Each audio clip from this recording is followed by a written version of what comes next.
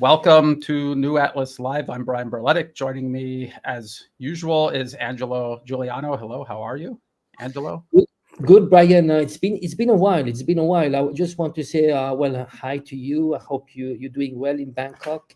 Hi to everybody. Just wherever you come from, your nationality, your religion, Jews, Muslims, Christians, and so on, all fellow human beings. Glad to be together on Sunday, and let's try to share a special moment together, trying to share what is happening in the world. The world seems mad, but maybe it's not as mad. It's a transition. We mention this quite often. This transition between going from unipolar world to multipolar world, and I think the triggers are. I used to think that the trigger was Ukraine, but actually we need to look at.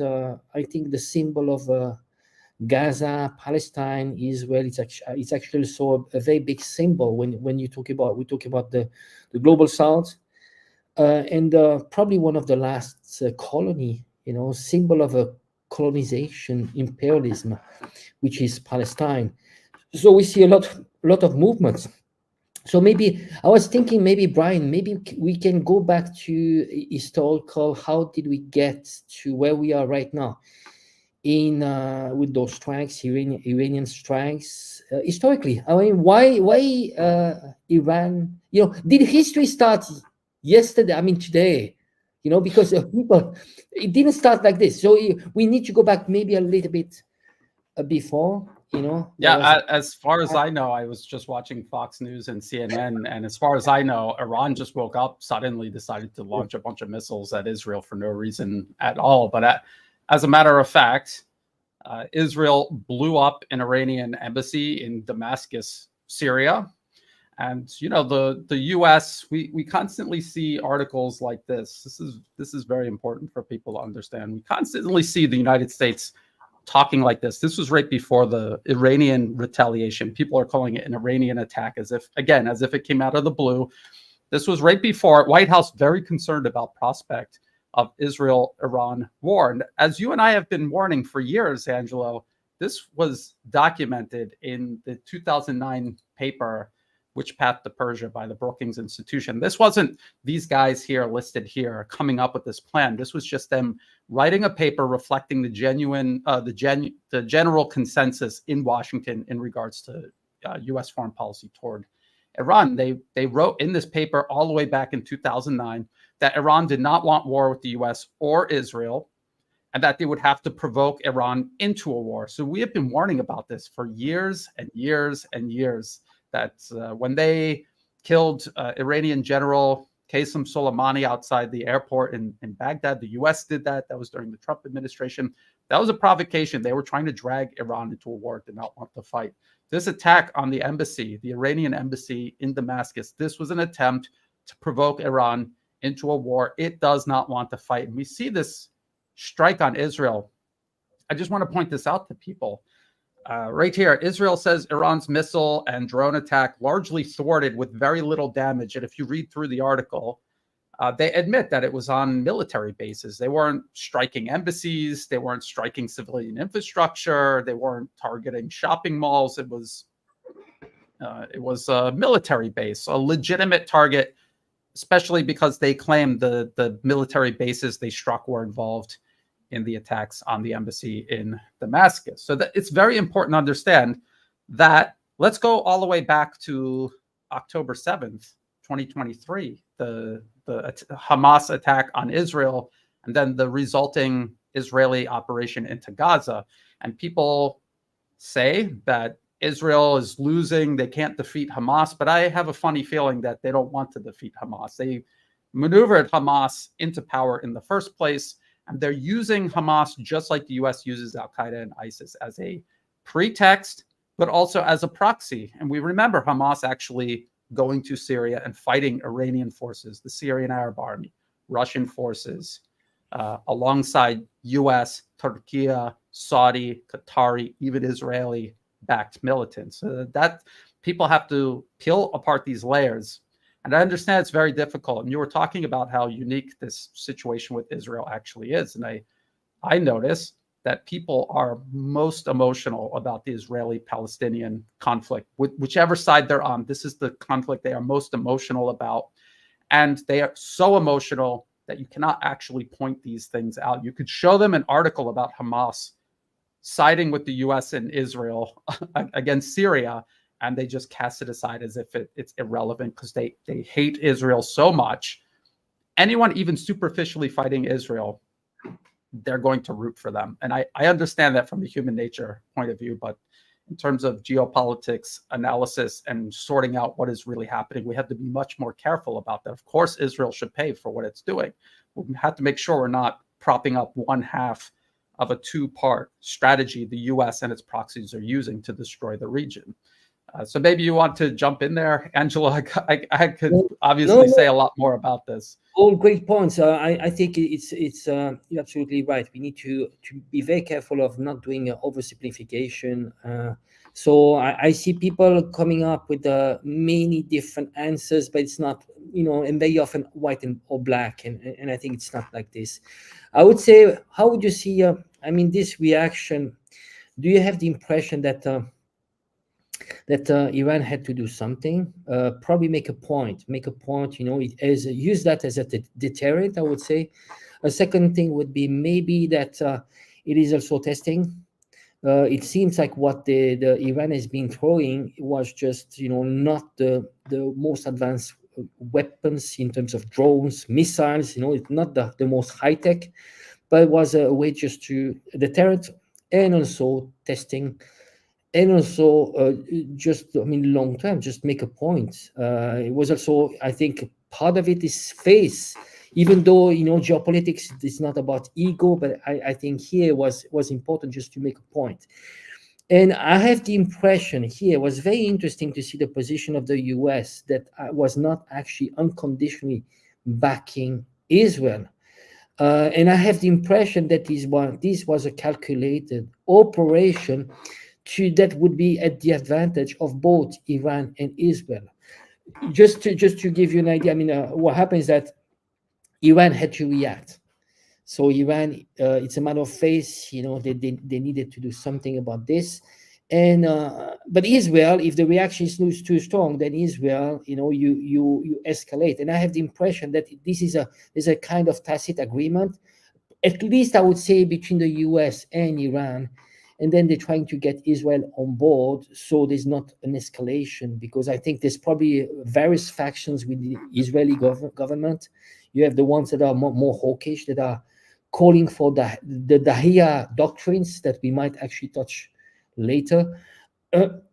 What is your view on this? I have really the impression that this is actually a saving face exercise that we are experiencing now, that we might have two ways. One is actually, they made a point, and actually Israel is trying to present this as a victory because supposedly 99% of the drones and missiles were stopped by the Iron Dome, which I do not believe. I'm very skeptical about this figure. So presenting this as a win and saying, and somehow they don't go into an escalation, and both sides save face. That's my impression.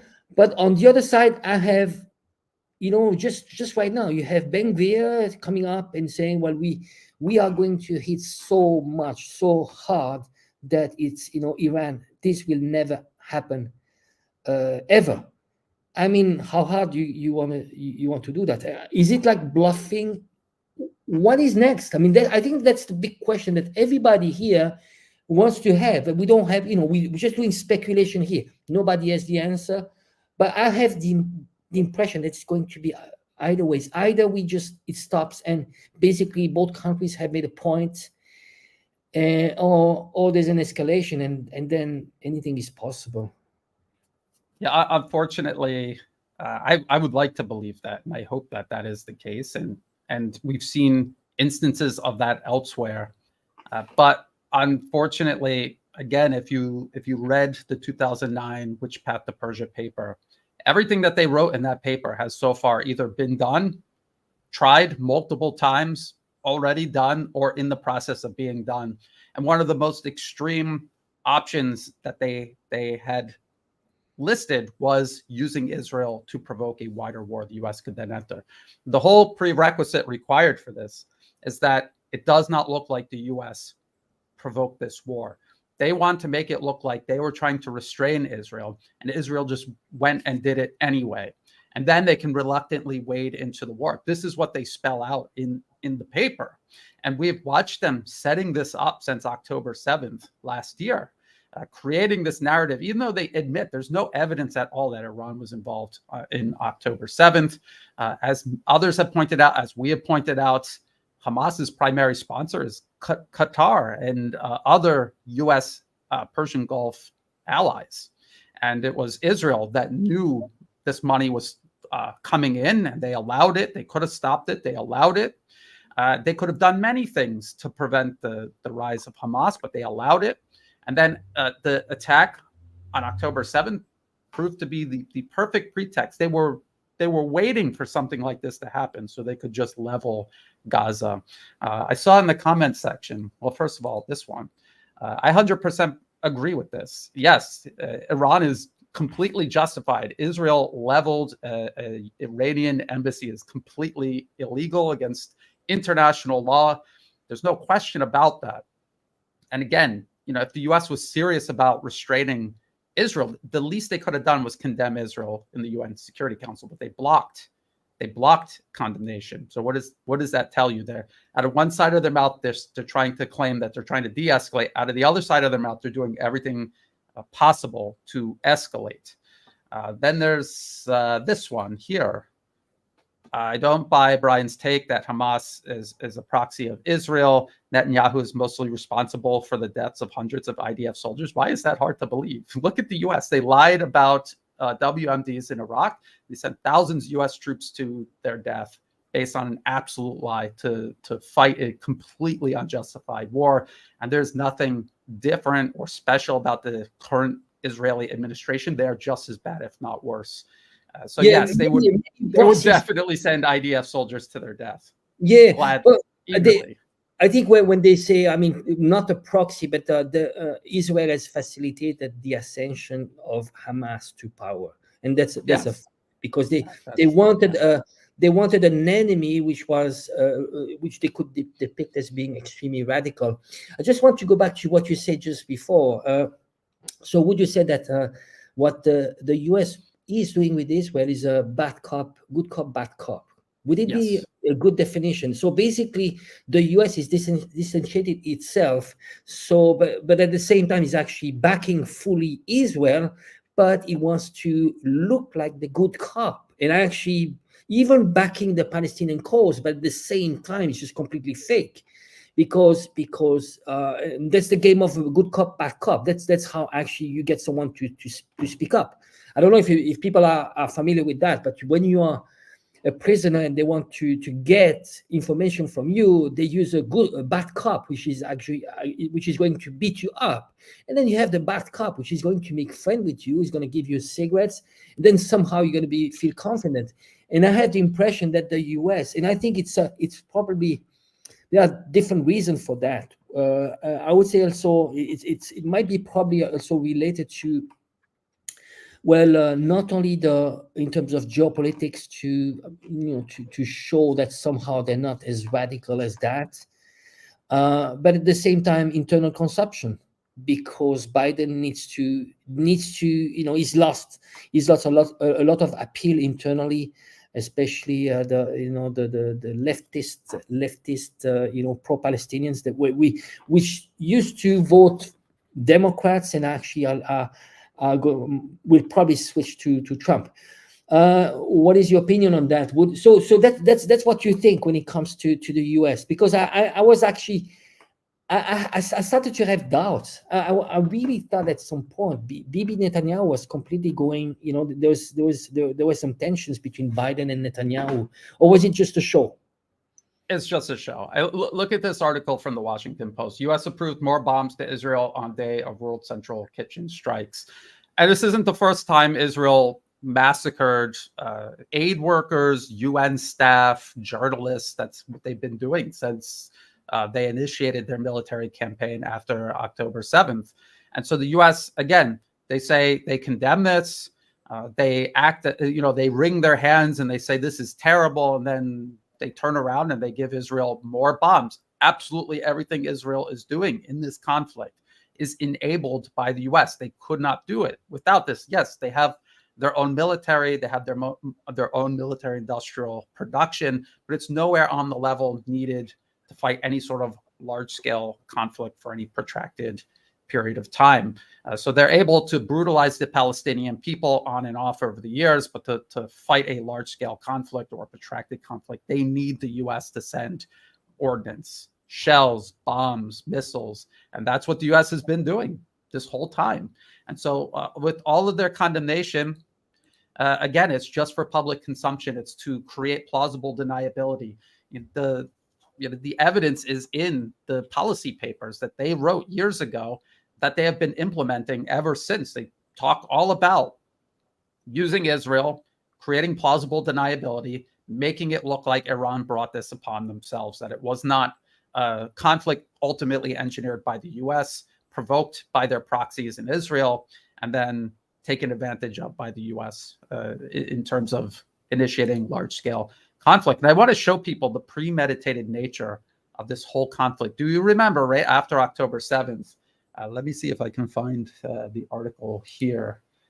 Yes, this one right here. This is Reuters. This was October 22nd, 2023. U.S. sending additional air defense systems to Middle East, Pentagon. And this was all about Israel going into Gaza, and people were saying, why does the U.S. need these air defense, missile defense systems sent to the Middle East? Surely not because of anything Hamas has.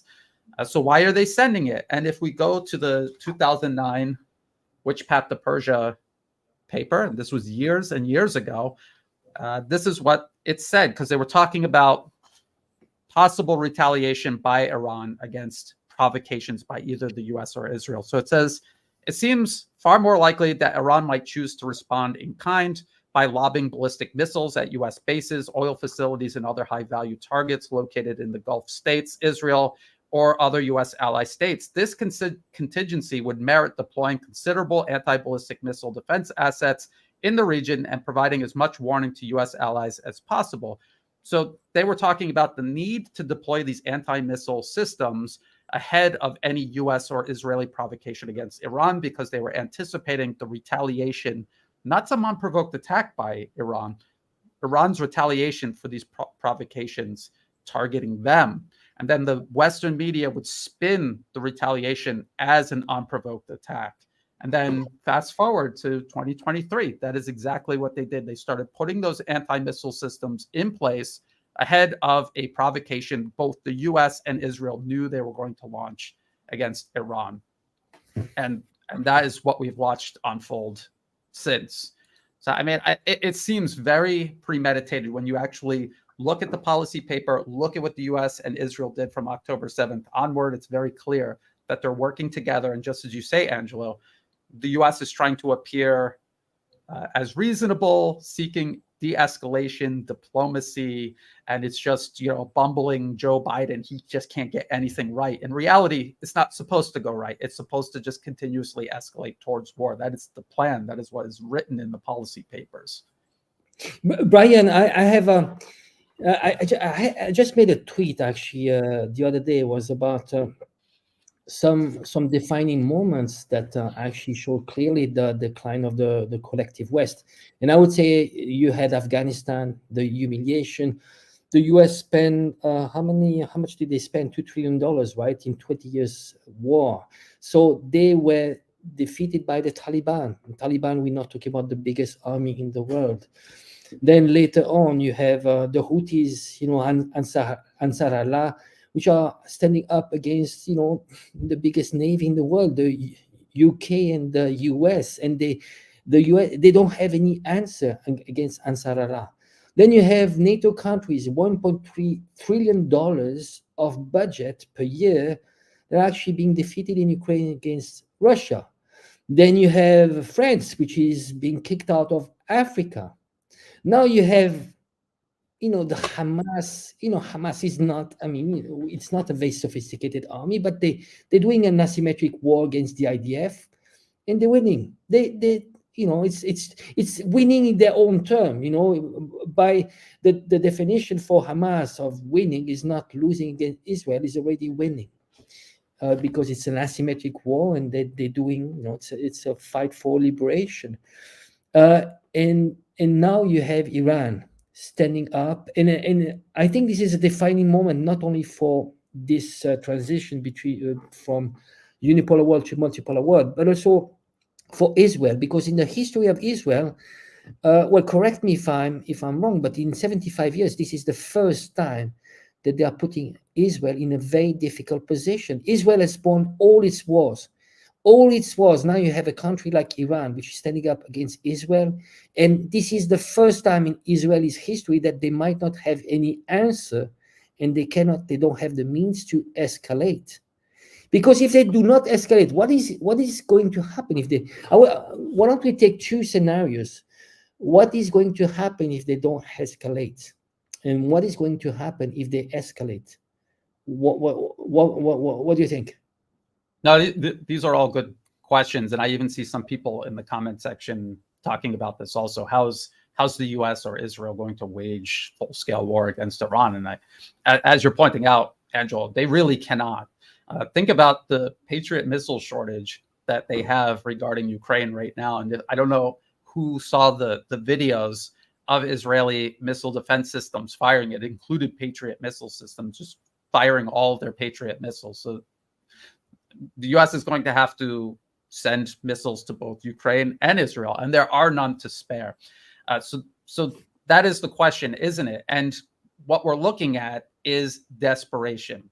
The whole U.S. plan in Ukraine, that was desperation. If you remember, right before the U.S. overthrew the elected government in Ukraine in 2014 and started militarizing Ukraine, what was happening in Europe? They were working more and more closely with Russia. Germany was building the Nord Stream 2 pipeline. There were already other pipelines operating. They were getting all of this cheap energy from Russia. They were also starting to work closer together with China. People might not even remember that, but for a short period of time, there was a lot of talk there. And then what did the U.S. do? They used war to reassert themselves. They forced a wedge deep between Europe and Russia, and also China. If people now notice that they've lumped China in with Russia as part of this proxy war taking place in Ukraine. Now they're trying to do the exact same thing in the Middle East. Right before this all started with October 7th, what was going on in the Middle East? We saw Iran and Saudi Arabia repairing their ties. We saw Syria welcomed back by the Arab nations after years and years of being excluded. And as these nations were working with the U.S. against Syria, and even Syria and Turkey began talking, even though there's still Turkish troops inside Syria. So the region began shifting in a direction that did not suit the U.S., and time is on the side of the region against U.S. hegemony, against the few remaining allies the U.S. has in the region. And so what are they going to do to try to reassert themselves there? They have no answer to, say, Russia or China's constructive cooperation with these countries. Their only card is war. So they're trying to start a war and, at a minimum, burn the region down. We have to look at this globally. It's not just Ukraine. It's not just the Middle East. It's also China. Ultimately, that is America's number one threat. They're imagining that it's a threat. The prospect of China surpassing the West is unacceptable to them, and they need to stop it. So just imagine even if the U.S. and Israel cannot win any sort of war in the Middle East, but they can just burn the region to the ground, disrupt everything. How is that going to affect China ultimately? It's either going to reduce or cut off their hydrocarbons. I think that would be a serious blow to China. Yes, they're hedging against that with direct pipelines with Russia, but that will take time to put into place, and they can't replace all of that capacity.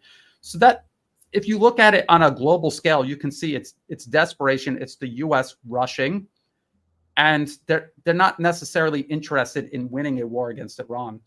Causing chaos may be just good enough. So I think that's one part of it. The other part is Israel is a proxy of the U.S. Israel is just as disposable to the U.S. ultimately as Ukraine is.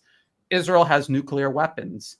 And you can see how this narrative is being created around Israel that, oh, they're bad guys. They just do whatever they want. They don't listen. They don't listen to Washington. Washington's always telling them, don't kill aid workers, don't bomb embassies. And they just do it anyway. And that they just use nuclear weapons. We had no control over it. There's nothing we can do about it. And just think about Israel launching nuclear weapons at Iran's nuclear sites, military industrial sites, civilian infrastructure. How much damage is that going to actually do to Iran? I think it would be quite significant. I don't think it would be something that Iran would be able to immediately recover from. So these are all things that I fear, and certain things that I think we could already see taking shape. What do you see the position of China and Russia? I have the impression that usually they have a policy of, at least China, of non-intervention, but I have the impression that China would be more involved when it comes to Iran, because it's a matter of national security. China is highly dependent on the region, and also we need to be really careful, because what happens, it's not only the supply of Iran oil and gas, but it's also the whole region, because there's a blockade. There could be a blockade done by Iran of closing the Strait of Hormuz, and I think Hormuz is probably 30 to 40% of the oil supply in the world, and that would damage, I would say, most of the world except the US, because the US is self-sufficient. But Europe would be very damaged by this. So what would be the position? I would think that Russia would be much more involved than China, but China would be quite upset, and I don't know. I have the impression that actually China would at least help financially, and if there is more sanctions, even though we are at the maximum when it comes to Iran, but they will help out in whatever way it can. I think China is well aware that all of this is ultimately aimed at them.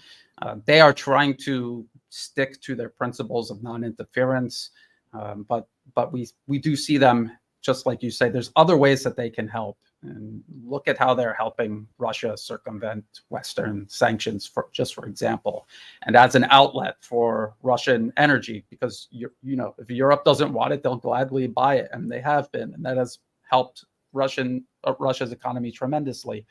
But think about the U.S. creating chaos in the Middle East, cutting hydrocarbons flowing to China. Think about how the U.S. is positioning its military all across Asia Pacific. Also, they're admitting it that these forces are designed to interdict shipping lanes, ships, maritime shipping. That's the whole point of this. All of their policy papers talk about cutting off Chinese maritime shipping. And as we've talked about many times over the years, China's Belt and Road Initiative is basically an attempt to circumvent these long-standing plans the U.S. has to cut China off from oil in the Middle East, commerce all around the globe. This is something that China has faced and understands is a threat for many years now. Eventually, China is going to have to react, just like Russia, because Ukraine was also a trap for Russia, and Russia jumped into the trap, but they were prepared for it. Iran is jumping into the trap right now. Maybe they feel like they're prepared for it. Eventually, China does have traps being set up for it, especially in regards to its island province of Taiwan. Eventually, they're going to have to do something about it, because the U.S. is going to continue putting pressure on China, leaving them no option but to react. Despite all of their patience, eventually they're going to have to do something. But it's just a matter of what, when, and where. I always suspected it'll be much closer to China's shores. I don't think they have the capability, the military capability to project power to, say, the Middle East. But maybe economic aid would be just as useful for, say, Iran. So now we have three poles of tensions. So Ukraine, there's the Middle East, and there's also this long-term project. I mean, I would call it more like a medium-term project. This pivot to Asia to actually contain China and to create chaos in the region. So the problem is that where are we going with Ukraine? We see Ukraine, the front might be collapsing. There's a high probability of collapse of the front. You might be able to tell us more about this. Then you have the Middle East. I mean, how much? I mean, it's the US is overextended, even though they have already troops in the Far East, in the South China Sea. There are probably more than 100,000 troops between Korea and Japan. But I have the impression they overextended, their forces and money-wise. I mean, how much they can fund. The economy is really bad in the US. There's $1 trillion of interest for debt of $34 trillion. It's not sustainable. The dollar is actually, we are in the process of de-dollarization. So as long as they have the global currency, they can still print money, but there is an impact in terms of inflation. So I feel it's overextended. How many fronts can the US fight in? I have the impression that only one front. They have to choose, but ultimately, what happens is that if they're not going after China, it's over. They still need to go after China, and I have the impression that they will do whatever they can just to have those three fronts. And of course, the idea is to have proxies. So they'll fight Russia to the last Ukrainian, to the last European. Then they will fight Iran to the last Israelis, because they don't care about Israelis. People are completely wrong. Let me repeat this. They're completely wrong. They do think that actually Israel controls the US. Wrong. You see, actually, Ukraine, what they want to do in Ukraine, and they're very open about this, they want to create a new Israel in Ukraine. But it's not about because they care about Ukrainians. The same as Israelis. The single function of Israel all over since the British Empire wants to create an entity to divide the Levant and the Maghreb, this whole Arab world, to divide it. The Muslim world, and they succeeded. Actually, yes. I don't know if you followed a little bit on Twitter. I don't know if it's hilarious or it's sad. I don't know if I want to cry or laugh, but you have, people are going after Iran, saying Iran is not doing enough, and they're competing between the Shia, the Sunni, the Arabs, the Persians, and it's hilarious. It's about who is actually on the forefront of this axis of resistance. And when I see that, I want to tell them, you are, because they are. This is the pro-Palestinian camp. You are playing the hand of this divided and control. You're still there. The world is changing, and they have the village attitude. It's like, the village attitude. It's like, oh, our village is nicer than your village, and they fight each other. And the funny thing is that the more similar they are, the more they focus on the small differences. You see what I mean? And it's very sad. It's especially the Arab world, the Muslim world has been divided, and they need to get together. And what I see is that China is bringing on the table a philosophy which is much more pragmatic, which is actually seeking, but it's deeply inside the Chinese culture, because Chinese, they don't believe in white and black. It's about how you find this mix of harmony. If we can, but set aside the differences. If we have differences, well, let's say we don't need to be together, but we don't need to fight. It's not because we are not together that we have to fight. So look for what unites us and set aside the differences. And I think this is the philosophy of this multipolar world. Actually, this whole idea, we talk about geopolitics, but we should touch the philosophy, because it's deep inside. It's very culture. Why the West is so much about imposing upon the world an ideology, because it's very, very much ideology driven. It's not very tangible. If it's tangible, it's about class struggle. It's about how you can produce stuff, how you can make lives better. When it's about ideology, it's very dangerous. Because ideology, it just divides people. It divides people on small things. So this new ideology of this new idea of multipolar world is really how we can coexist together, while the West has been thriving on chaos, on dividing the global South. You see, and that is really interesting. We need to touch more this philosophy which is behind this. And you see, the US, the only way the US can still be the hegemon, the global hegemon, it's about how you can create chaos and divide countries. So here, Ukraine, what happened with Ukraine? With Ukraine, it was a big blow for Europe. Europe was living on cheap gas from Russia, and they were very scared about this union between Russia, Eurasia. Eurasia is the most dangerous entity. It's a big mass, and there's so many people in this bloc. And the US is actually so far that actually is going to be isolated. You see, being far is an advantage because you cannot be attacked. But when it's about a bloc, economic bloc, you are far from where everything is happening. It's Eurasia.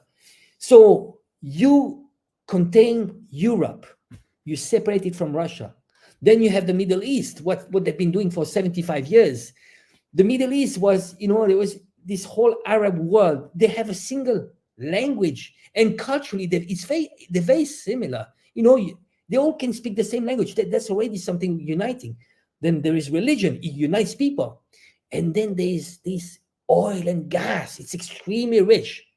Israel's functions was to divide, and they've been very successful. Just think about this. Iran, Iraq. They make Iran and Iraq. They funded both sides. How many wars we had? Afghanistan. I mean, it never stopped. And who was always behind that was Israel, the Mossad. You had the CIA behind the Taliban and so on. And they're doing the same in the South China Sea. But it's always proxy. And they're very open about this. They say, we are going to it's going to be good for US economy, and we don't have to spill blood because they're nowhere. Actually, the closest, when it comes to war, it's they control everything remotely. They might, the biggest risk they might take is actually by coaching people in the trenches, but it's not going to be at the trench. So that's the whole idea, and I think it's important just to remind people that this is, it's not good for the world, but it's not good for Americans too, because ultimately Americans are the first victims of their own government. It's not, they don't benefit from that. When I hear Americans that are part of the masses, the 99%, I want to ask them, how do you benefit from that? You do not benefit from that. You need to actually empower yourself and get power, because you are already oppressed, and you are actually cheering your government because you feel part of this US empire project. Guess what? You are the first victim. So in reality, when we are talking about geopolitics, it's mainly the 99%. We need to keep in mind, we can think in terms of countries, but we have to ultimately it's the 99% against the 1% globalist elites that in order to keep power, they need to keep dividing the world and create chaos. And they going through those cycles, but ultimately it's about global control of the 1%. When I say 1%, it's probably 0.001%.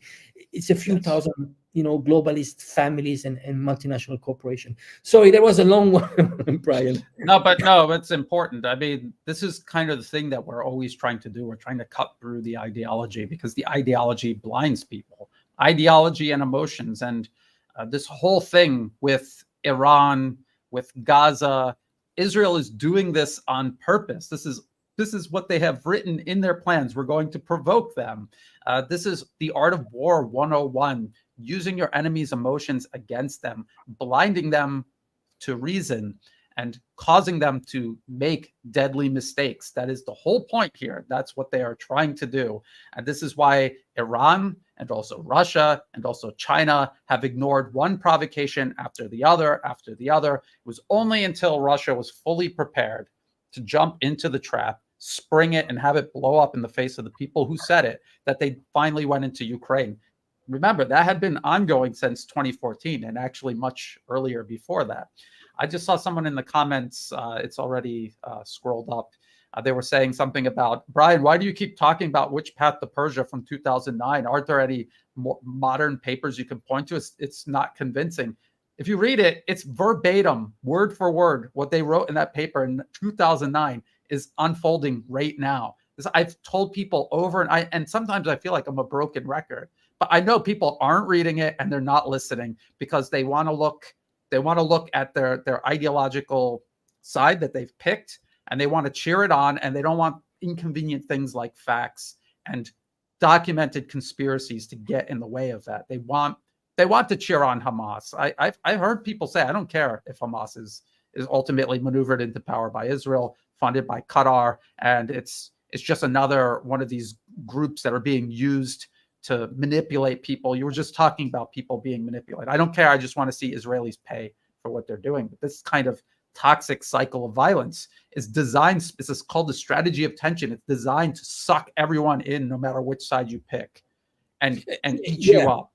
You mentioned 2009. Actually, it's a very recent paper. In reality, we mentioned this before. The Pentagon Papers, if you read the Pentagon Papers, they are very clear about the ultimate goal is to go after China. Yes, all the way back in the 60s and 70s. So yeah. People, what they don't realize that, of course, we have the impression, especially because the Western world is built on election cycles, so it can be very emotional, and sometimes it seems like they don't make sense. But in reality, the policies of those think tank papers, they are very clear, and those actually don't change much. They it's about global hegemony, and they were very clear. Actually, there was those two poles when we are talking about Ukraine, it was a plan which actually it goes back to the USSR. Actually, the Gladio operation. If you really want to go back a long time, what is happening with Russia, it's an unfinished war against the USSR. It's a continuation of the Cold War. That's how I see it, because when you look at Bandera, the Bandera actually were financed during the USSR days, was not during Russia's days. So you had Gladio operation, and it never really stopped.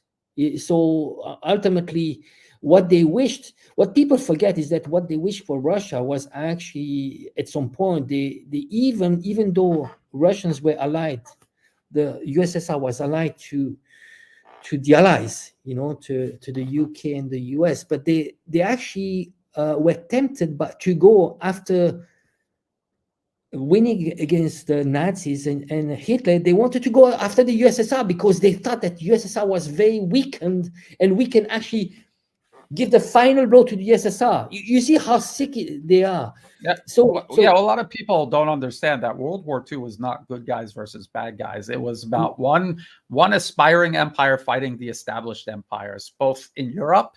Between the Nazis and the British, were one of the most abusive empires in history up until that point, and between the United States and Japan in Asia Pacific. People always say, "Oh, Japan struck us at Pearl Harbor, so we had to retaliate." The U.S. was already fighting Japan inside Asia Pacific long before Pearl Harbor. That's why Japan, again, imagine history 20 years from now, they'll be like, you remember that time Iran just out of the blue shot a bunch of missiles at Israel? And then we had World War III and how bad Iran is. I mean, that is what they did. It's not to defend the Japanese, but it's just to say it's not black and white. There was a lot of gray in there. I would say that the Japanese Empire and the Americans were both fighting over territory that belonged to neither of them, and neither one of them were right. All the U.S. proved in that war was that it was more brutal, more ruthless, and more depraved ultimately than the Japanese Empire. The 2 atomic bombs dropped on Japan when it was already defeated. They didn't have a single capital ship floating in the ocean, and they dropped those 2 bombs anyway.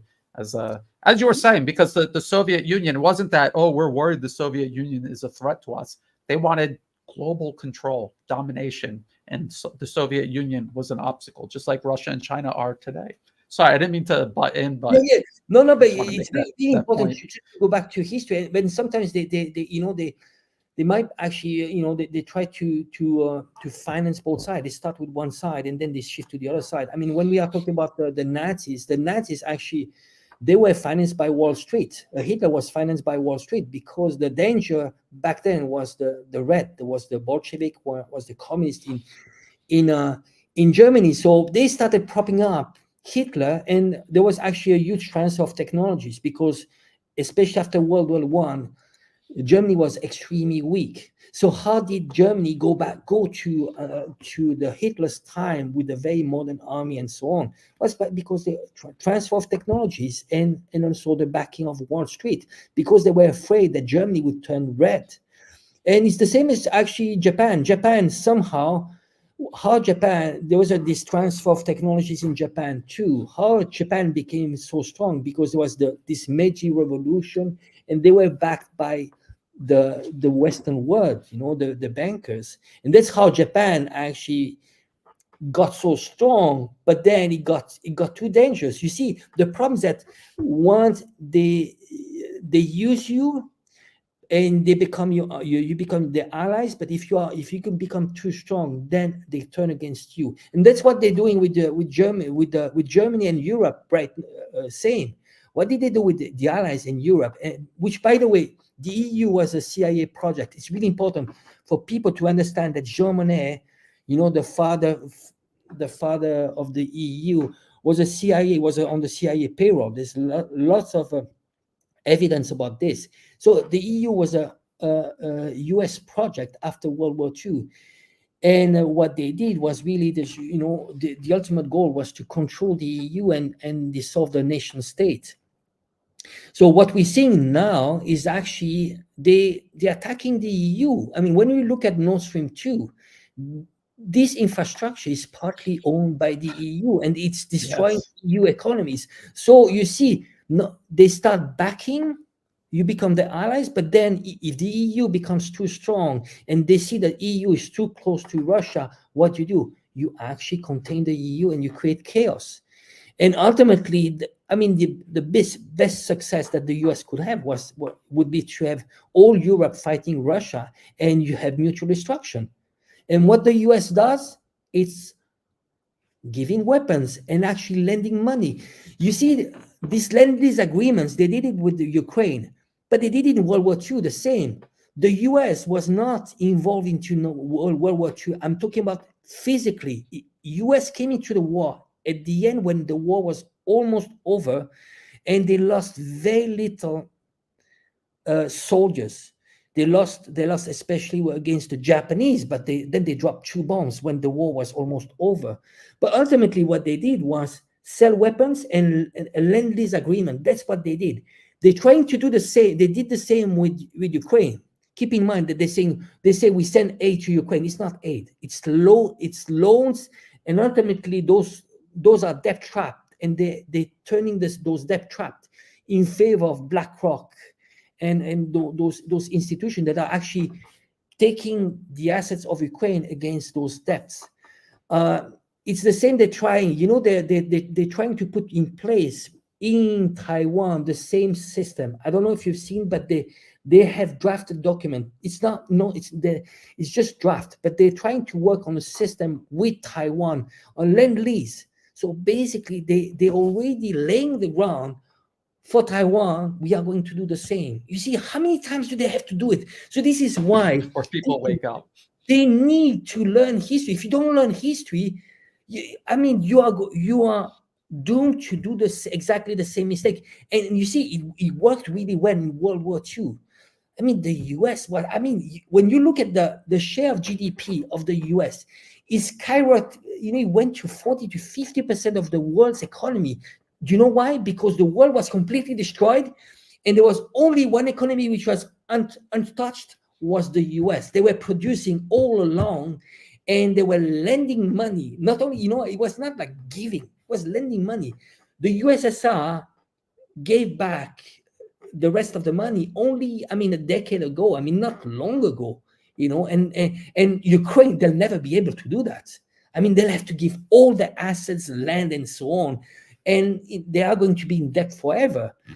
So that's what they're doing, and it's sickening because they do not care. They pretend that we care about Ukraine. Let's put a flag, blue and yellow flags. Let's pretend we are for Israelis. They're not even for Israelis. They're not. They're not. They make them believe. They even make them believe that Israel is controlling the U.S. It's not. Israel is a tool, and actually, the Jews, the religion, the Judaic religions have been hijacked. Those are the first victims. I know we're extending ourselves too, but the Zionist project was actually a very anti-Semite project in the sense that many people, Jews that were in the concentration camps, they could have gone to the U.S., but the U.S., the Zionists, they didn't want that. They didn't want that because they wanted those people to go to Palestine. So hundreds of thousands of Jews, they died in concentration camps because the Zionists didn't want them to go in other places than Palestine. Can you imagine how sick they are? So the first anti-Semites are actually the Zionists. And people forget, there was a Havana agreement between Hitler and the Zionists in 1933. It was very clear. Already then, the biggest friends of the Zionists was Hitler. But, it's just unconventional, but people need to do their homework. It's all out there, really. It's just about spend more time, just question. And I would say people need to avoid oversimplification. But those simplification makes people feel safer, because I think it's very much like Western mentality. It's like when people watch a movie, those Western movies, it's always who's the good guy, who's the bad guys. And when you are in Asia, you have more like nuance. It's more subtle because it's like people. I'm not a good guy, but I'm not a bad guy. I have my nuances, like everyone, And geopolitics is like this too. It's about interest, national interest. And this is why when we look at the whole region in the Middle East, we need to be really careful. We say, oh, Egypt is a US puppet. Well, no. Well, maybe not. Even US allies very often are not even allies. They're just hostages. What can you do? You do what you can. But I would say, I think we need to point out sovereignty, at least sovereignty. That's the main point that we need to do is it a sovereign state? Because ultimately, when they become really a sovereign state, they can actually define their own destiny. And I think this is the key thing. Every time what we need to point out is sovereignty. Countries need to be sovereign states. It's about empowering yourself and define your own destiny. But what you need to do, it's about controlling your information space, national security laws. You need to control your borders. You need to control your currencies. And you need to kick out all foreign interference, all those NGOs, and that's our main work. I think I would say, Brian, that's what we focus 50% of the time, right? It's about sovereignty, really. People, and what I'm surprised is that many people they do not understand what is that concept. It's that concept of sovereignty. People think it's it's a vague word. It's about nationalistic and so on. No, it's about defining your own destiny. And ultimately, what we're doing, it's we're going backward. From going into the multipolar, the unipolar world, which has actually it's about hijacking sovereignty and hijacking democracies too, to going back to foundation, how every people can define their own destiny, and ultimately how are they going to work together. And that's the multipolar world. Yeah. And that is a point that we're always trying to get across, for people to look at what's actually going on and not to let ideology blind them. A lot of people do analysis by ideology, which is always going to lead you off a cliff. People will look at Thailand and they will say, well, I'm a Westerner. I don't like monarchies. Thailand's a monarchy, so the protesters must be the good guys. And you have to look at who is actually funding the protesters and what their agenda actually is. And if it's being funded by the United States and it's to transform Thailand into a battering ram against China, then no, it's not in Thailand's best interests. It's undermining, usurping Thai sovereignty. countries don't have to look like your country. They don't have to act and do what you do to be good or acceptable. Every country has their own approach. And like you say, Angelo, if they are truly a sovereign country, that's all that matters. That's their decision. They get to decide who they are and how they want to manage their own affairs. And you look at any conflict around the world, especially one that the U.S. is behind, which is many of them. Myanmar, for example, people will say, I don't like a military-led government. Superficially, it seems really bad. Like, why would you need a military government? But then, like you say, look at the history. Look at who's behind the militants fighting the central government.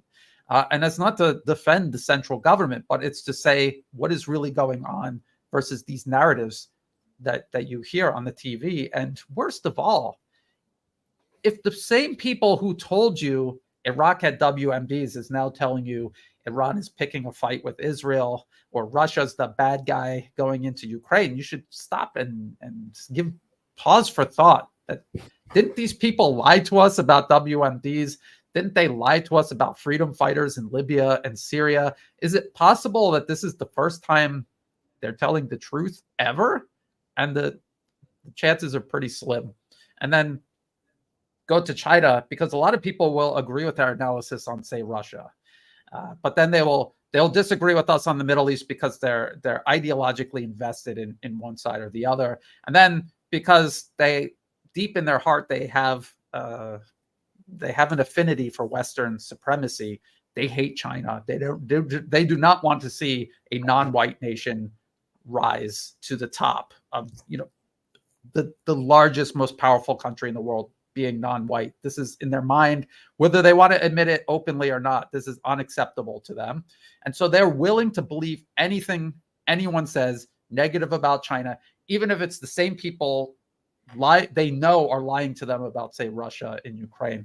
That's crazy. That's crazy. This is one of the things we're trying to wake people up to. Someone said Islamophobia too it's a leftover from the so-called war on terror, which we all know was a scam. It was a complete scam. The terrorists were being backed by the U.S. themselves. That's why I tell people to be careful about these armed groups in the Middle East. A lot of them are run by the West through their proxies, through intermediaries. You have to be really careful about that. And they were killing. It was mostly actual Muslims fighting and defeating them all across the region. Look at the Syrian Arab army is mostly Sunni, led by Alawites.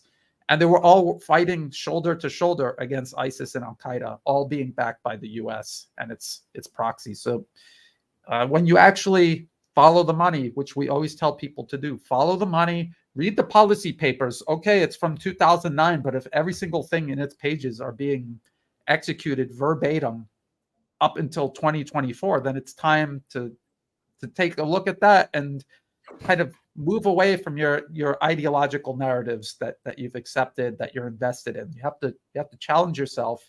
You have to follow the truth no matter where it brings you. That's something that we try to do all the time. And yes, the truth will bring you to uncomfortable places, but you just have to go there. You have to look at it. And after a while, you have no ideology because you realize that ideologies are mostly things being used to manipulate people. Your ideology should just be following the truth wherever it takes you. That is the safest bet, and it's the most honest way to move through life. And it's also the best chance you have at understanding what's going on.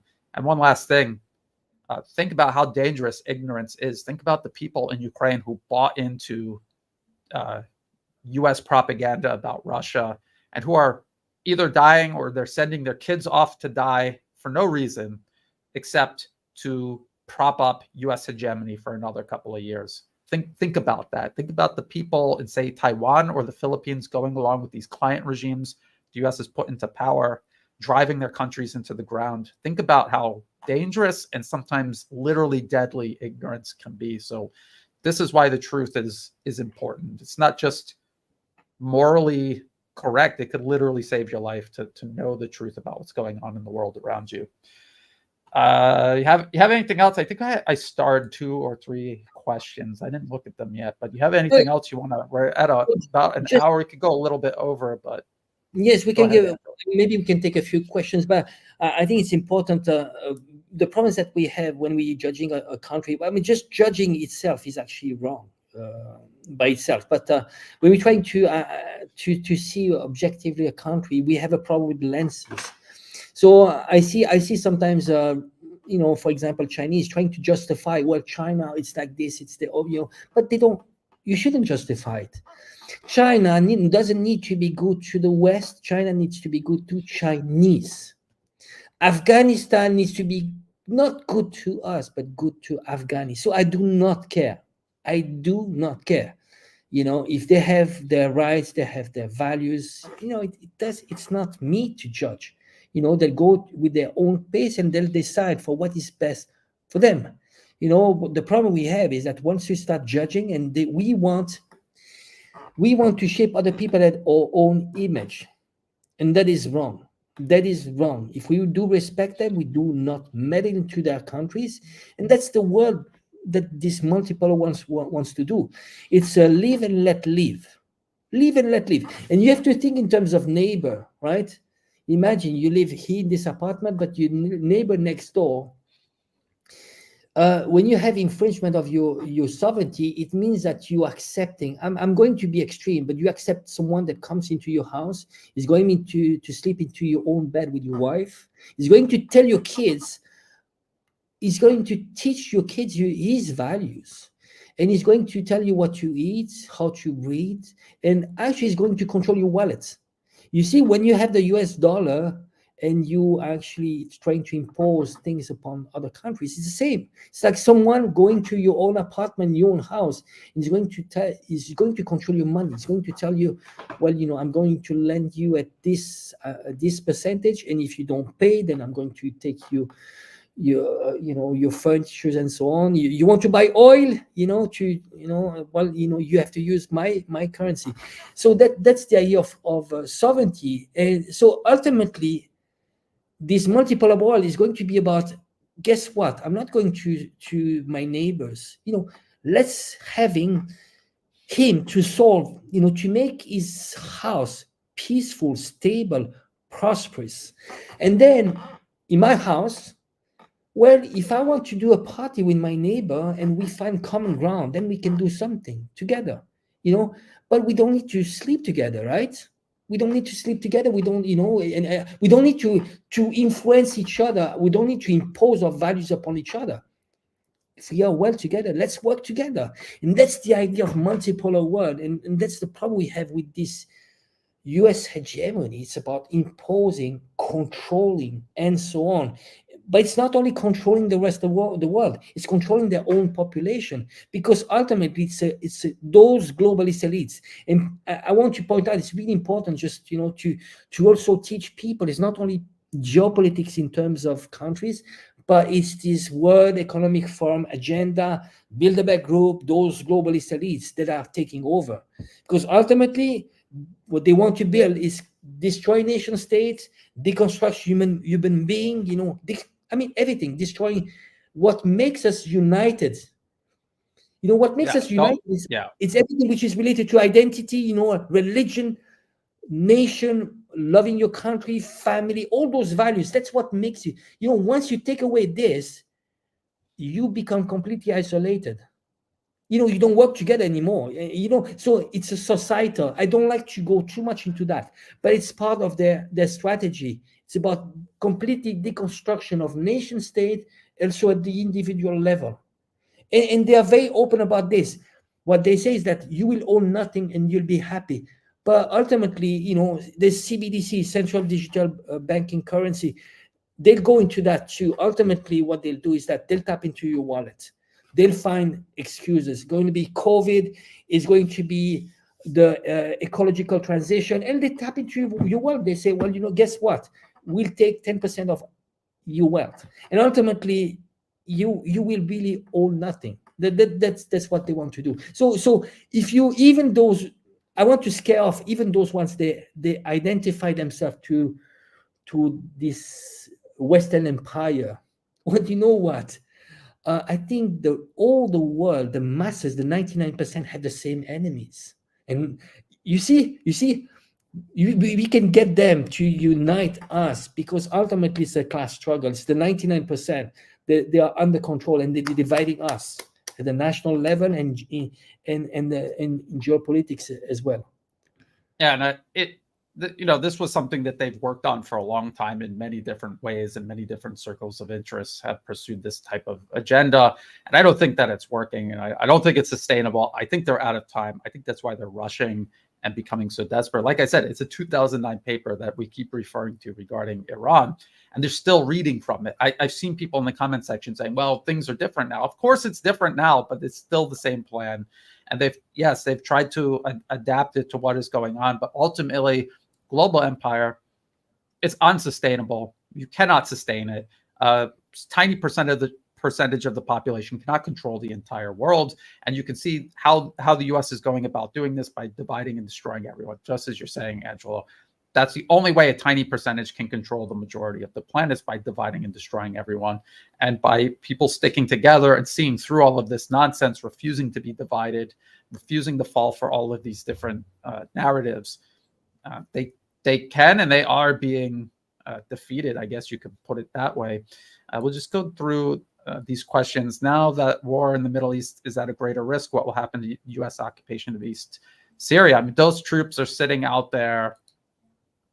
They're very vulnerable, and I think they would be a target if things continue to escalate. I think they already have been targeted, and it's a very small number of troops, and maybe they're keeping them there as a tripwire. A tripwire is you keep a number of your troops in a country so that if they're attacked, you can use it as justification for a wider war. But as people have pointed out, the U.S., do they have the ability to launch a full-scale war against Iran? I just don't think that they do. But what I think they would want to do is make a case for Israel to use its nukes. The U.S. can pretend they were against it, and they can just wreck the whole region. That's what they're trying to do right now. They can't control it.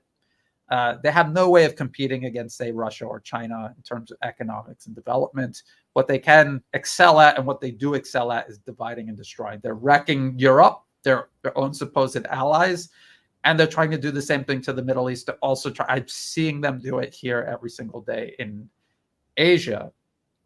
Let's see, where's another one? If they close the Strait of Hormuz, wouldn't Russia profit, considering they are also exporting oil and gas? Price of these commodities would rise. You want to take that one, Angelo? Well, in some way, if you look at the Red Sea, I don't see Russia. Of course, there would be like increasing prices of oil and gas. I think probably Russia in some ways would benefit from that, but it's not the long-term plan of Russia is to build this multipolar world. It's about BRICS. It would not be in the interest of Russia, I would say, but that's what the US would want, because that would create chaos. But I would say the problem but it would create also problems for the US because of inflation.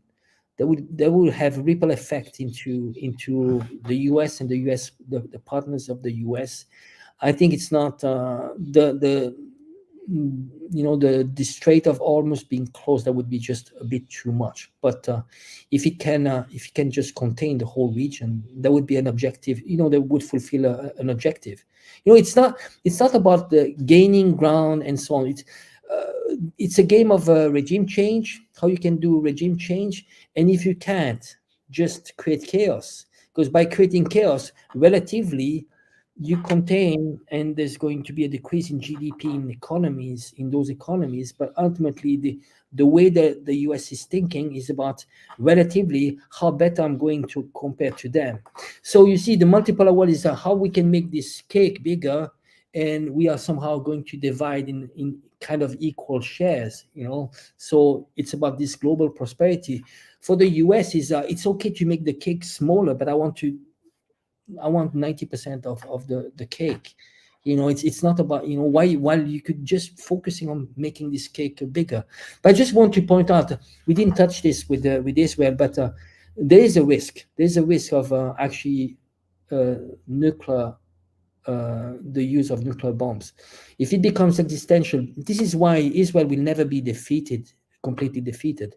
Maybe it would implode, civil war. I don't know. It's a speculation. But I would say we need to be really careful, because when it becomes existential for Israel, we know how crazy they are. Well, they kill how many, they have no problem to kill hundred thousands of Palestinians. They have no problem. No problem. They want to displace them, but they want to displace 2 million of Palestinians to the Sinai in Egypt, right? So they do not care. So they wouldn't hesitate if they had the backing. They wouldn't hesitate to drop a nuclear bomb. So this is, and I think Iran, they know that. And the question is, how far is Iran to getting the nuclear capacity? I don't know. They might have. I don't know. But that would be a good thing, maybe. I think if the Iran has the nuclear capacity. What do you think about this, Brian? It's a good question. So is this: why can't Russia give Iran a nuclear umbrella? I think that's also a good question. That's something we have to look into. There's a lot of implications to extending your nuclear umbrella over another country. But I agree with you. And Angela, you've said many times that of all the nations with nuclear weapons, Israel is probably the most likely to use them. And you're talking about how unhesitant they are to kill Palestinians. Look at what the current Israeli administration is doing to Israel itself, the way it has brainwashed its own population. Just imagine how much further along Israel would be if they coexisted with their neighbors, they had a two-state solution with Palestine, and they actually worked to cooperate with everyone in the region rather than as a junkyard dog for Washington and Wall Street. Imagine how much further along they would be. And yet this is where they are. And if you see some of these Israeli people, and it's not everyone in Israel, that's why people have to be careful. Not everyone in Israel agrees with what the current government or military is doing. They're actually extremely against what it is. They work hard against it. It's just as hard for them to work against their own government as it is for Americans to try to work against the deep state that exists in Washington and Wall Street. But look at what they're doing to their own people. And look at where they're leading Israel. It is a dead end, and they're out of time. That's why they're panicking. That's why they leveled an Iranian embassy in Damascus. It's because they're out of time. They need to provoke this and get it. That's why I'm worried about the use of nuclear weapons, because the U.S. is watching a window of opportunity close.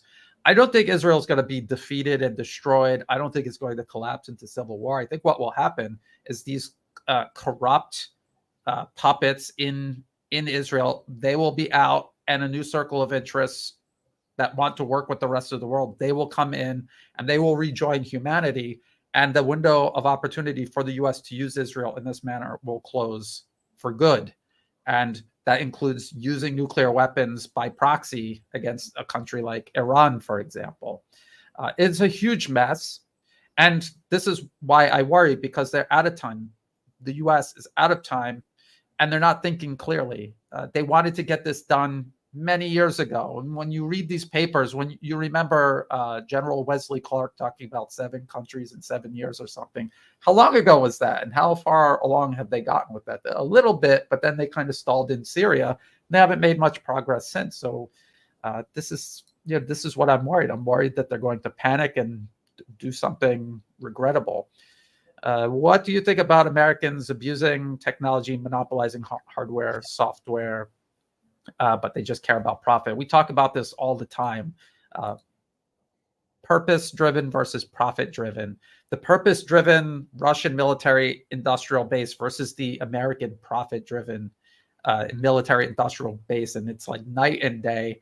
And a profit-driven anything is not going to be able to compete against purpose-driven, because the blind pursuit of profit, again, it leads you to an unsustainable dead end eventually. Angela, go ahead. Just a good example of this profit purpose-driven difference. Do you know what is the biggest assets of the U.S. government? Is the student debt. Did you know that? Student debt is the biggest asset. So basically, because, You see, you have to pay. You in the US, you have to pay, and it's extremely expensive. But it's a huge business. The same as the healthcare. It's the same as the defense industry. So when you graduate from university, you have hundred thousands of dollars of debt, and that's actually U.S. debt is what you need to give to the government. So you see, and so you have the healthcare industry is the same. The healthcare in the GDP of the US is 18%. When it goes to China, it's 6%. But China, with 6% of its GDP in healthcare, delivers more than the US because the US is profit driven. It's a special interest that are pocketing this.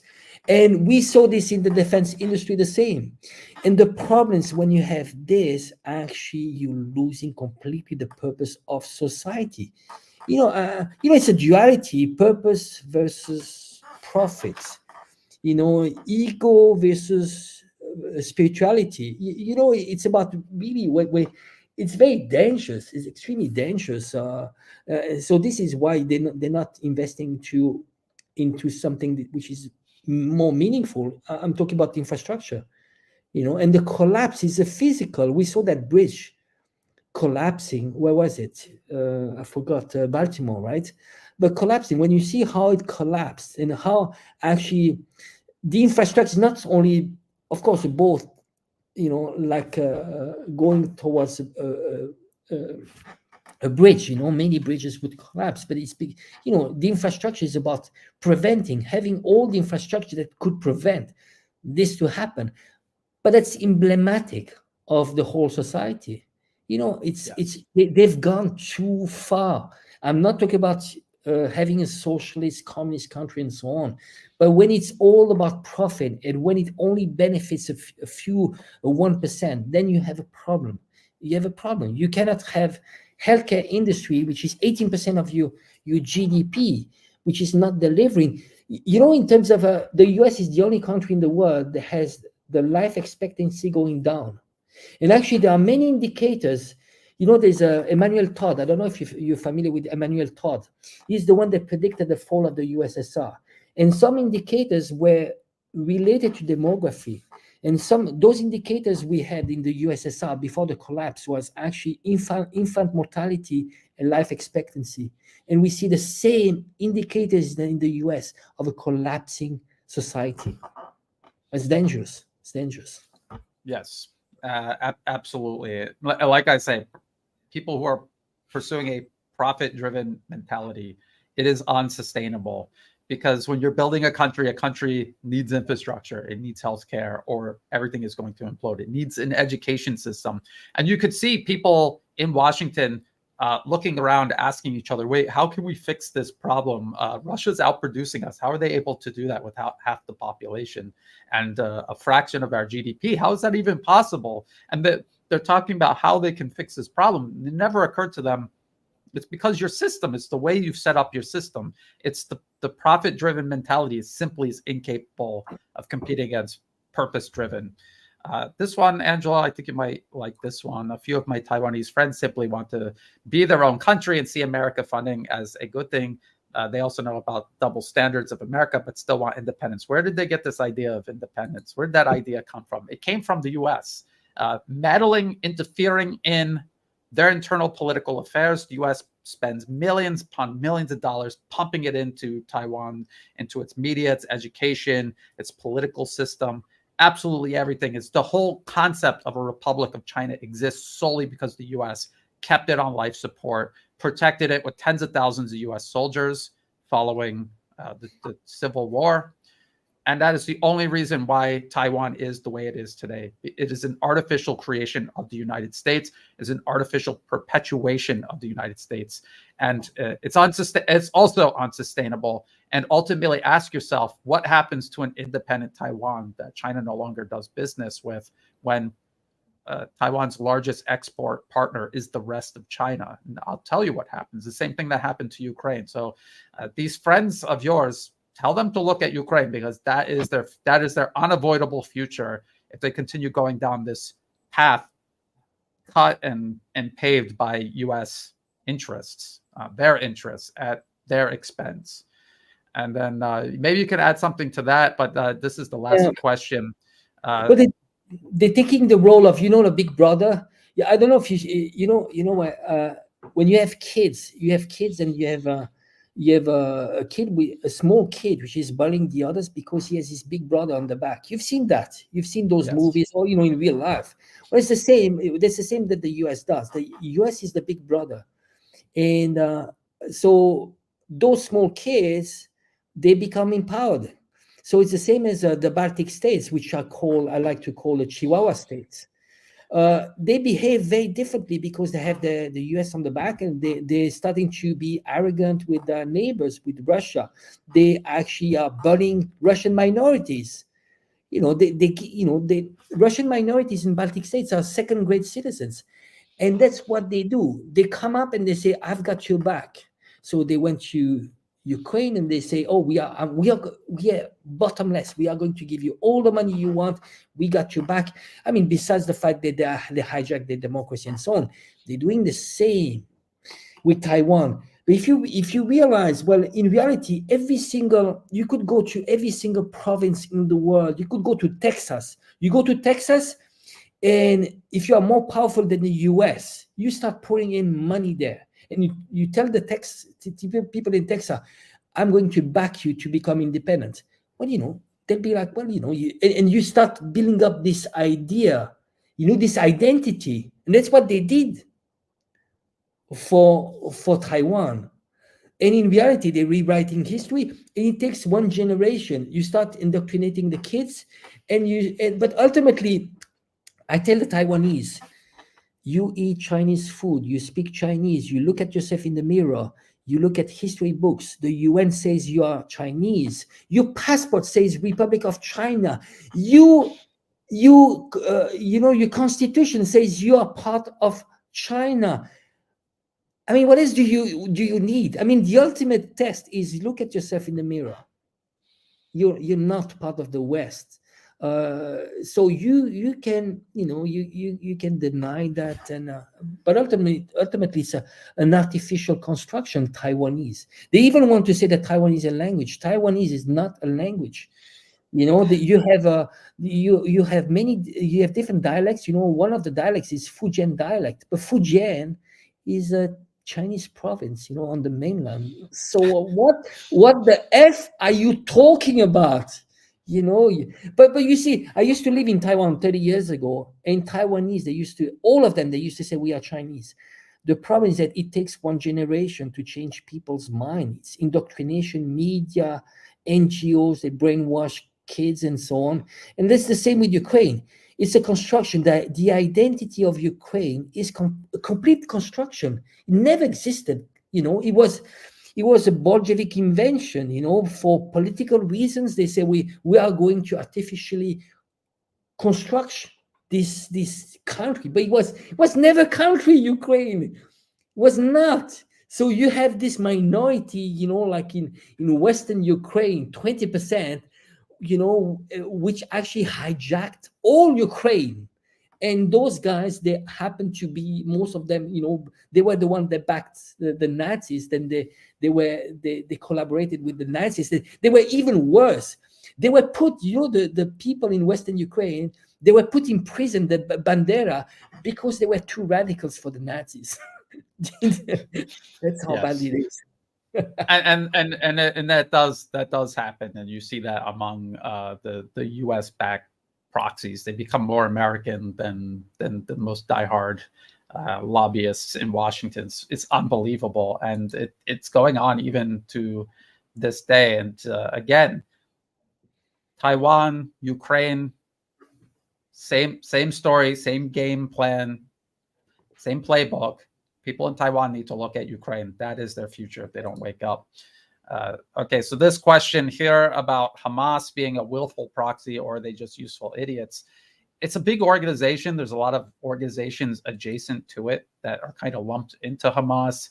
I think it's more complicated than that. There is a segment of Hamas that it definitely came out of the Muslim Brotherhood, which is an Anglo-American creation and has been used and is still to this day used by the Anglo-Americans to advance Western foreign policy all across the Arab and Muslim world. So You have to be very careful about that. There are some people in Hamas who realize what's going on. Countries like Russia and China and also Iran try to influence Hamas. They want to transition Hamas from this proxy being used against their own people and move it more toward a legitimate resistance organization like, say, Hezbollah, which, let's just compare Hamas with Hezbollah. Hezbollah ejected Israel from southern Lebanon. When's the last time Hamas has done anything like that? They attacked Israel on October 7th, and they gave Israel a pretext on a silver platter to bulldoze and flatten Gaza and kill tens of thousands of people. That's all Hamas did. That's all they've been doing. So that's just the fact. They're not doing for Gaza what Hezbollah did for southern Lebanon. Is just the fact. So people. Yeah. I would just add to this. Well, at the present moment, Hamas is the only force in Gaza which is fighting. It's because which is the only force fighting for freeing the Palestinians. For the Palestinian cause, and they're very brave, and kudos to them. I mean, really, it's very brave. But it's important just to put into perspective to understand. There's, and I would say I would be more nuanced in the sense that it's a fringe. It's a fringe of Hamas, which is controlled by the Muslim Brotherhood, and we need to remember that also part of Hamas, they were fighting alongside anti-Assad and pretty much. I mean, they were. I don't know if they fought with ISIS, but those ones were not the good guys. So we need to be a bit more nuanced. So I'm skeptical about the whatever is linked to the Muslim Brotherhood. It's a MI6 creation. So just being a little bit more nuanced. It's important to know the background. I see people saying Gaza is under siege, Brian. Southern Lebanon was literally occupied by Israel. There were Israeli forces controlling southern Lebanon. So it's even worse when you point that out, because Hezbollah ejected Israel out. They played the long game. They played a smart game, ejecting Israel out of their territory, whereas Hamas had an enclave. There were no Israeli forces in there, and they did everything in their power to create a pretext to allow Israel to justify moving into Gaza. They're not justified to go into Gaza because when you look at all of the facts, you see how it was all set up. But what I'm saying is they were either used or they were in on it, something. They did not think it all through. And again, this is where people's emotions blind them to reason. They hate Israel. They see Hamas superficially fighting Israel. They don't care that they're not doing anything to actually liberate the Palestinian people. They don't care that their attack on October 7th, they had such an emotional high. I remember I saw it. We were covering it. They had such an emotional high watching one or two Israeli tanks get blown up. And then we predicted this. From that point onward, Gaza would be flattened. And that's all that's happened. And people are saying, Hamas hasn't been defeated yet. Who says that Israel actually wants to defeat Hamas? It's been the best thing for this extremist regime in Israel. It gives them a perpetual pretext to brutalize the Palestinian people, to constantly militarize their society. The last thing they want is a rational, reasonable, strategically patient resistance in Palestine. It's the last thing that they want, which is why they spend so much time and effort working with Qatar and ultimately the U.S. to get Hamas in there in the first place. And people can say I'm wrong all day. Show me what Hamas is doing to help Palestine. So what would you say? What would you call about like the PLO? I mean the one in the government which is actually dealing with Israel. What's his name? Abbas. Would you call him? I mean, because then he's the other extreme, like he's a collaborator. I don't know. It's a bit complex. It's a complex issue. You see, the problem is that, to be honest, it's like I do understand. I mean, I do understand Hamas in some ways. I mean, just when you look at the living conditions I mean, that's what Israel depends on. They go out of their way to bulldoze an old guy under his house, which now is rubble, and kill his children and his grandchildren. They do that on purpose because they know it's going to trigger this wave, this cycle of violence that they can just ride, and they've been riding it for years and years, and there's no end to it. And the only place where you see an end to what Israel is doing is, say, where Hezbollah or Iranian-backed forces in Syria or Iran itself, or say the mobilization groups that Iran backs in Iraq, that's where you see it end, because that's where the legitimate resistance begins. And that's what Palestine needs. It's hard for that to take place. I mean, we know that empire is going to try to co-opt legitimate opposition and neutralize it. And that is exactly what they've done. It's not anyone's fault. You're in this confined space surrounded by your enemy. You have no resources, and you're depending on money coming in from Qatar, working with the US, ultimately working with Israel as well. I mean, what do you expect? I'm not blaming anybody. I'm just saying that that's the reality. People want to cling to this fantasy that Hamas are the heroes just because they see them fighting Israel. Just the link to Qatar, that's the problem. The link to Qatar. I mean, Qatar has been behind all those terrorist organizations. You know, I don't know. It's a complex relationship. Because you still have the leadership of Hamas in Qatar, but Qatar, you know, when you look at the cooperation, how they work hands in hand with the US, and they've been funding. They've been one of the main sources of the funding of terrorism. It's a complex issue. Al Qaeda and ISIS, essentially, and they were in on the Saudi invasion of Yemen. Here's somebody here. You know, this is what we're talking about. Brian refuses to discuss Zionism. You know why I don't obsess over Zionism or even Nazism in Ukraine? Because these are all things that the US is using in each one of these countries to co-opt and control people. People imagine that Zionism is at the heart of like the global empire. They control everything, and it's nonsense. It's just like it's nonsense that the Nazis actually control anything. They don't control anything. They've been enabled by the US to do it. They could never have done it on their own. Just like the militant groups in Myanmar would all be wiped out. The Thai opposition here would never have gotten as big as it did without constant US support. So this is what we're talking about, ideology. The US picks an ideology, an appropriate ideology that is divisive in every single targeted nation, and it funds it, it grows it in ways it could never grow on its own, and they get people to mindlessly obsess over that, and they miss the big picture, which is the US is doing this. It's divide and conquer, imperial divide and conquer in the modern age. I would add to this, Brian, and I think we had this discussion. I will not give names here, but we need pro-Palestinians need to be extremely careful of the fake pro-Palestinians that are extremely anti-Semites. I mean, those guys are actually might be they might even be in on it. Yes, it might be actually tools. People, they don't realize that those ones, because ultimately, if you're pro-Palestinians, you should never be anti-Semite. This is absurd. This is so stupid. In reality, very often you might have actually pro-US that actually are there, and to stir up this whole idea of the Jews control the world, and this whole idea of this is just stupid, and people fall in the trap. That's how they do it. They're actually propping up the most radicals, so they make look the pro-Palestinians to be anti-Semite, which most of them are not. Yeah, and I don't monetize my channel, so I don't care about the algorithm. So no, I'm not avoiding Zionism for the algorithm. I'm avoiding it.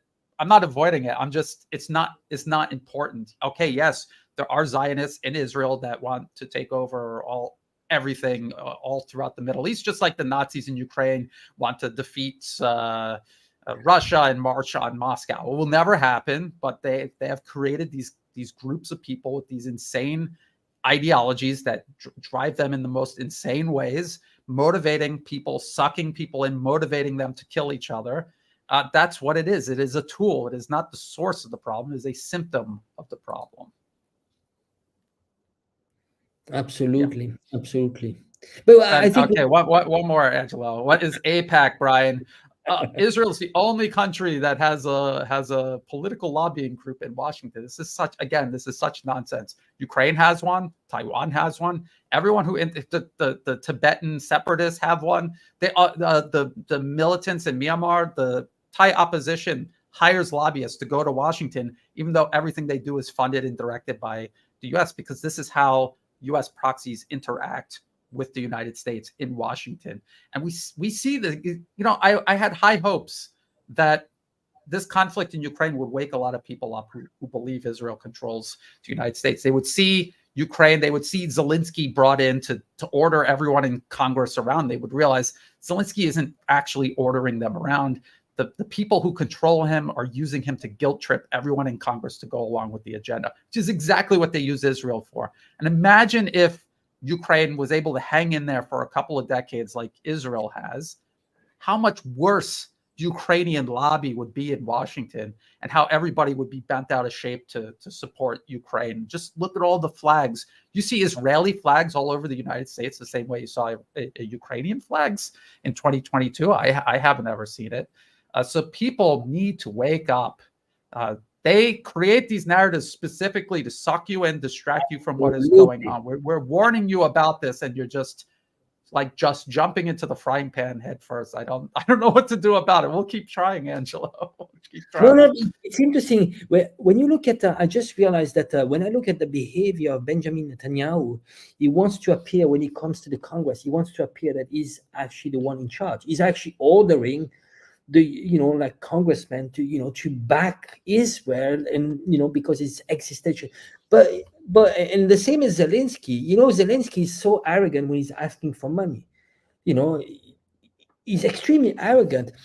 They want you to believe that they are Ukrainians and Zionists control the U.S. empire. It's not. It's absolutely not. It's the opposite. Actually, Israelis are being used. Ukrainians the same, and the long-term plan that they want to do with Ukraine, and you've seen some articles about this, but they want to create a very similar entity like Israel. But in order to create that, the only way you can create that is that you need to indoctrinate people. And what Ukraine has in common with Israel is that this sense of you create this identity of supremacist identity. And that's Zionism. Zionism is about, you create this artificial thing that we are superior, we have a mission, and so on.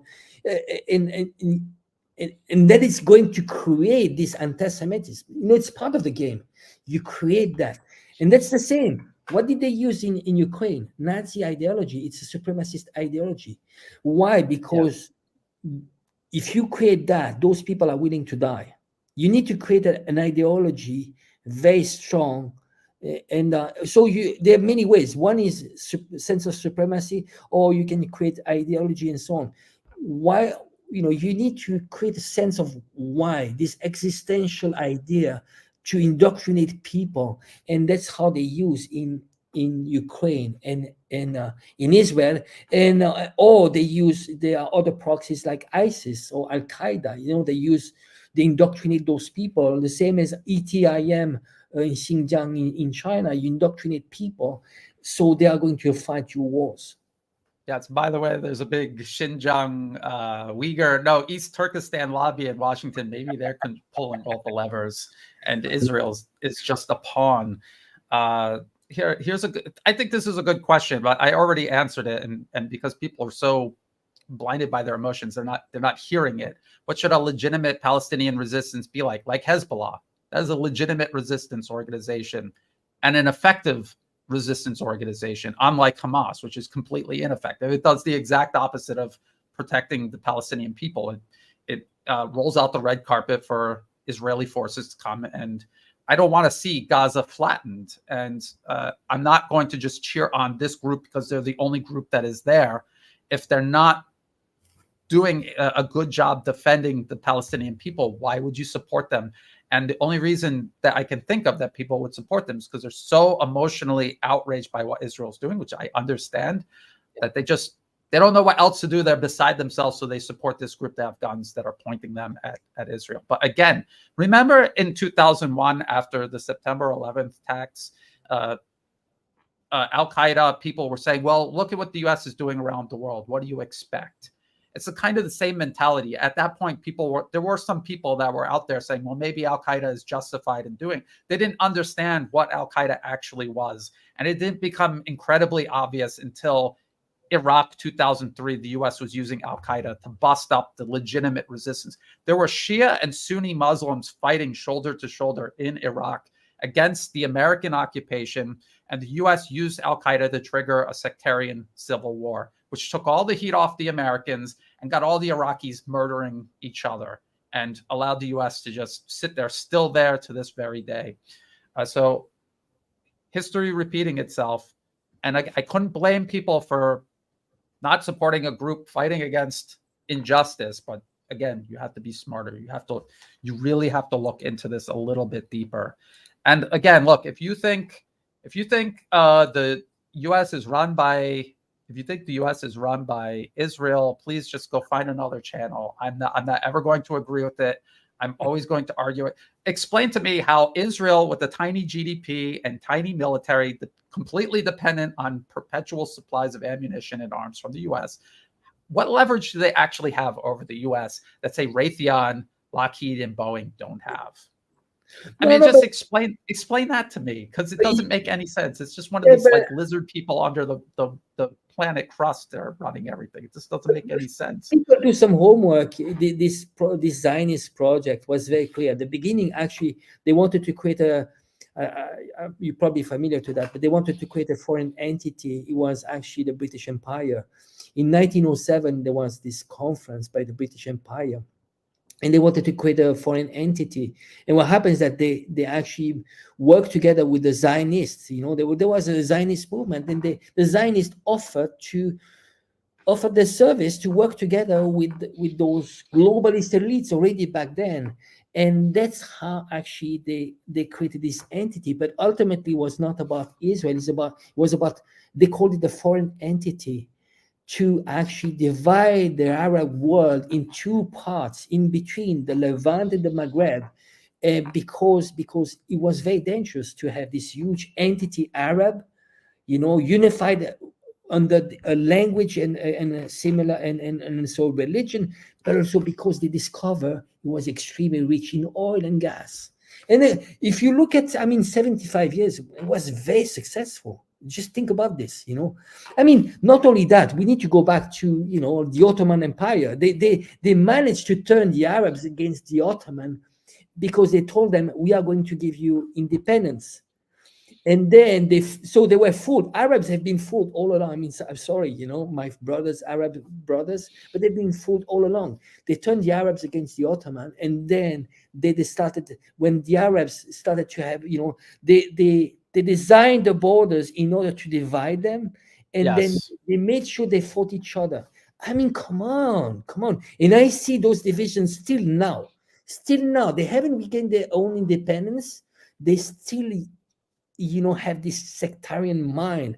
And they're doing right now. It's very sad. On Twitter, I see like pissing contest on saying, well, Iran is a US proxy. I'm like, oh my God, what are you doing? I don't know. Hold on. There's one comment here that I wanted to. I see, Brian. I see. Oh well, it was one about AIPAC is funding both parties. So is Boeing. So is Lockheed. So is Northrop Grumman. Yeah. So is Big Pharma. So is Big Oil. So are the big banks. And guess who has more money than AIPAC? All of these groups, and they don't have to just do it through political action committees. They have all different ways to channel money into the pockets of everyone in Washington, and they have home field advantage over Israel. And so this is just utter madness by people who just simply don't understand how the world works, don't care how the world works. They've developed this because this is what I see a lot of people do, and it's not analysis. They're too lazy to study how the world actually works. And I understand there's a lot to take in. You have to understand economics, industry, all matters, military, history, like you've been saying, Angelo. There's a lot to take in. It's much easier to just blame there's one evil group that's doing it all. And if we could just get rid of this one evil group that just because this is, again, madness. You see the US doing the exact same thing here in Asia. There's no Jews here in Asia.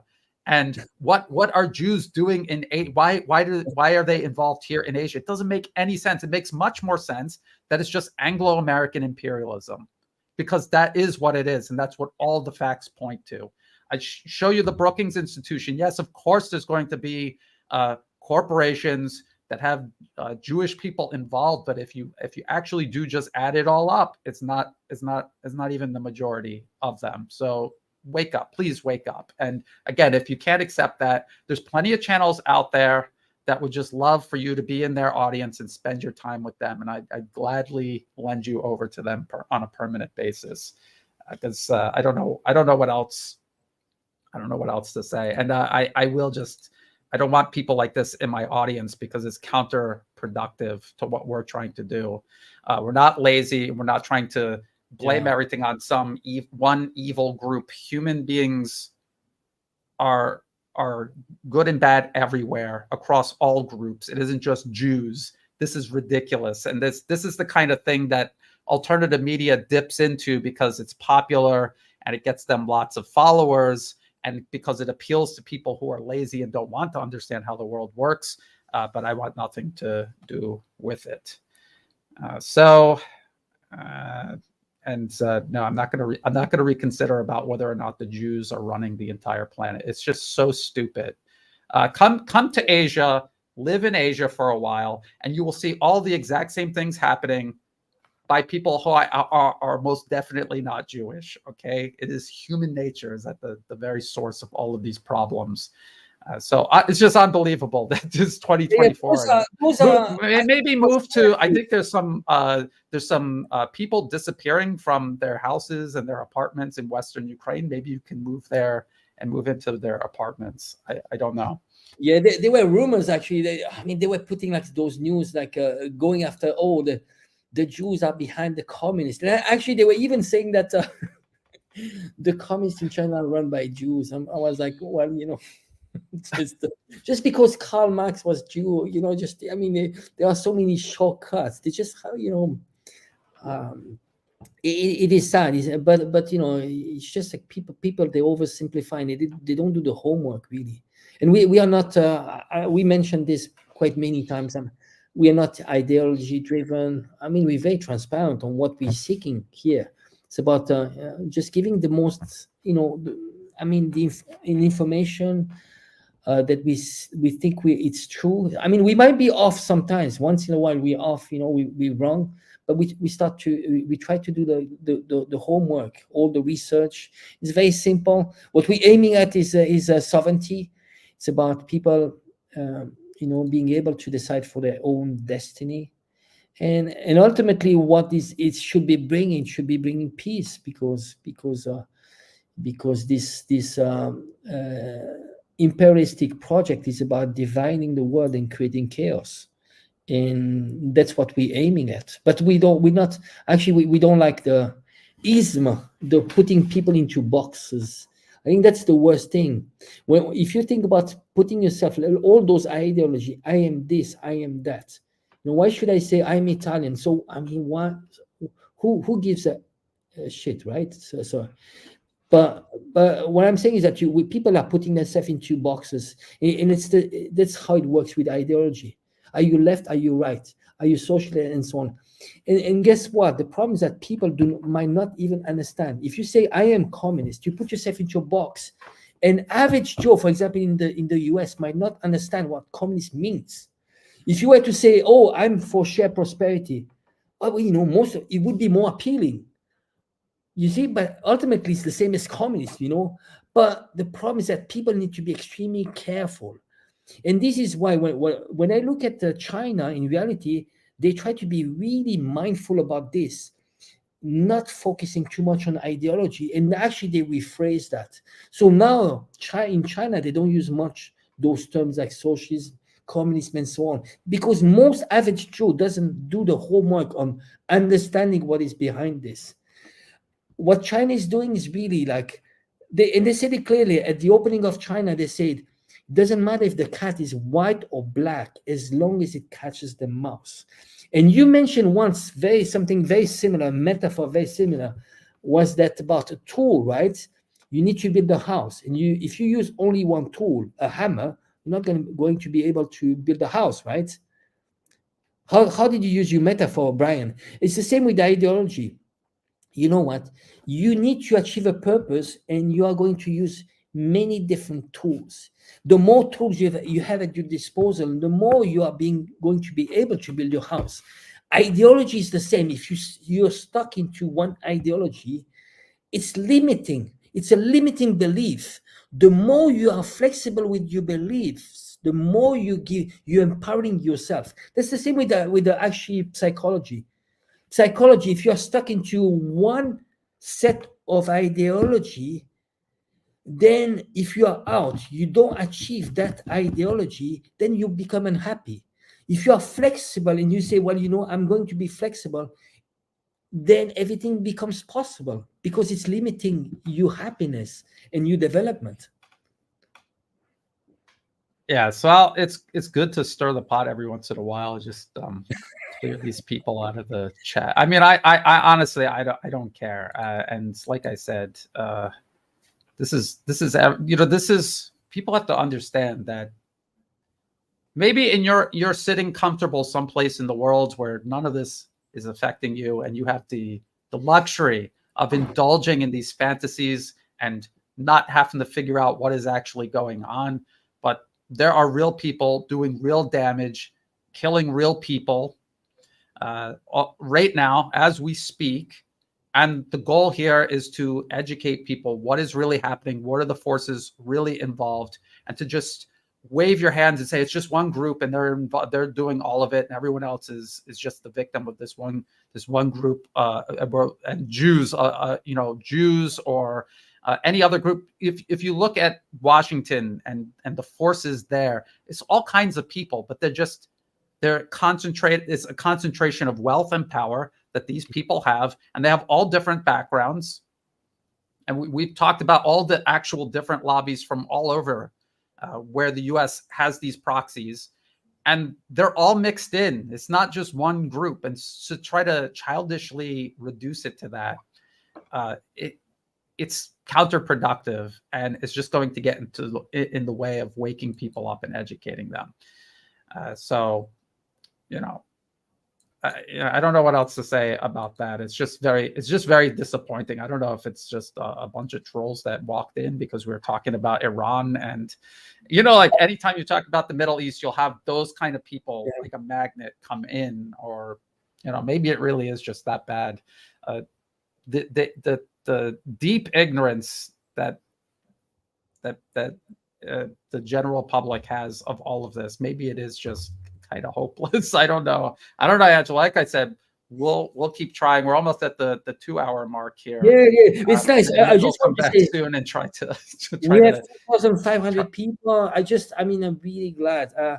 Again, we're glad to catch up. Actually, I'm glad to catch up with you, Brian. But it's nice to see we have 4,500 people, and I think it's. I have hope, actually. I just hope that we can contribute somehow. Anyone can actually start its own podcasts. Just learning, if and get the word out there. And there's many people like us that are emerging every single day. I see very interesting people in alternative media, and that's actually the future. So I would say this could be a topic for another episode, but really how people can contribute. I think there are frustration. People are seeing babies being killed in Gaza, and sure, injustice around the world, and there are ways to contribute. And I think the way we do, you and I, is somehow it's a kind of therapy, because somehow you need to. I think somehow you need to do something. What do? You see injustice in the world. I take the example of Gaza. Well, you take up the street, you start writing blog, and that's how you start, and somehow that's how we can actually fight the system, because the system controls us, because they use ignorance. They want us to be numb. They want, and they're feeding us with crap. I mean, Netflix, they need us to oversimplify the reality of our own life. It's not only about geopolitics, it's about our own lives too, because that trickles down to our own lives, because that system is going to be a control at the individual level. And we need to fight that trend, and we need to empower people. And knowledge is power. And I think somehow we're not academics. There probably lots of much smarter people out there, but somehow I think, that's a start. And if people can be inspired by that and go out and starting their own podcast and sharing with people, we empower ourselves like this. And that's how you and I, we find meanings, and that's why we are Sunday night, we're taking time out of our family time. Yes. They're all asleep, but I think I think we all have our missions, and I think we all have to try to contribute. Yeah. Yeah. What one last thing I just want to point out. Do you remember during the War on Terror how there was a growing group of people, and they're still out there, who thought the Muslims were taking over the world and taking over the United States, and there would be news stories like in Fox News about some Qatari sheikh, he's buying a port in Oakland or something. Do you remember that? And now it's shifted from Muslims to now China is buying all of America's farmland. Their elite commandos are sneaking over the Mexican border by the thousands, and it's just a continuation of this same theme where people were blaming everything on the Jews. That one had been going on for generations. And then during the War on Terror, it was Muslims. And then during the Cold War, it was just communists in general, all kinds of communists, Russian, Soviet communists, Chinese communists, Vietnamese, North Korean communists. Now we're back to China. Of course, the Russians are always hiding under everybody's bed. So these are narratives that they use to control people, breed ignorance rather than understanding.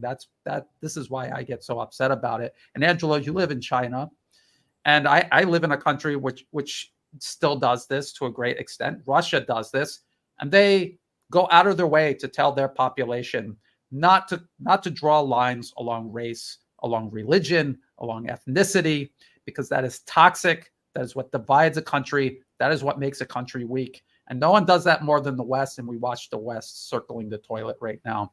So people who are falling into this, they need to wake up and look at what they're a part of and whether they're on the right side or not. And ask yourself, why does Russia or China or the rest of the multipolar world encourage unity and harmony amongst all people, including Jews and Muslims and Christians and all kinds of other groups, ethnicities and races?